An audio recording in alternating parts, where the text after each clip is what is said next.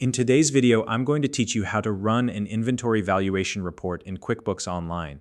Whether you're managing a small business or keeping track of inventory for a larger organization, understanding the value of your inventory is a crucial part of maintaining accurate financial records. QuickBooks Online makes it easy to generate detailed reports that give you insights into your inventory's quantity, cost, and overall value.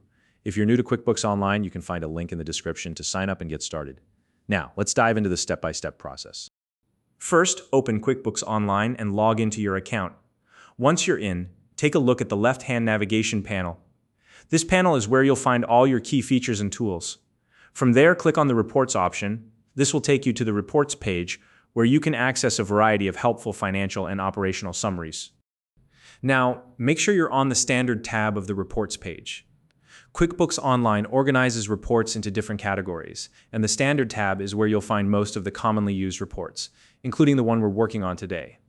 Next, locate the search area near the top of the Reports page. This search bar allows you to quickly find specific reports without having to scroll through the entire list. Once you see the search field, type Inventory Valuation into the drop-down. This will narrow down the options to the reports you need. At this point, you'll see two options: Inventory Valuation Summary and Inventory Valuation Detail. Choose the one that best fits your needs. If you're looking for a high-level overview, select the Inventory Valuation Summary.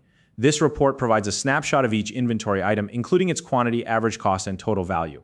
On the other hand, if you need a more detailed breakdown, select the Inventory Valuation Detail. This option shows the specific transactions that contribute to each item's value, giving you deeper insights into your inventory movement. After making your selection, QuickBooks Online will begin compiling the data for your report. This might take a few moments, depending on the size of your inventory and the complexity of the data. Once the report has loaded, you're ready to review the information. If you chose the summary view, you'll see totals organized by item. This gives you a clear, streamlined look at the overall value of your inventory. If you went with the detail view, you'll notice that the report displays line-by-line transaction data showing exactly how each item's value has been calculated. Take your time reviewing this information, as it's essential for understanding your inventory's financial impact. And that's it. You've successfully run an inventory valuation report in QuickBooks Online. If you found this video helpful, please like and subscribe.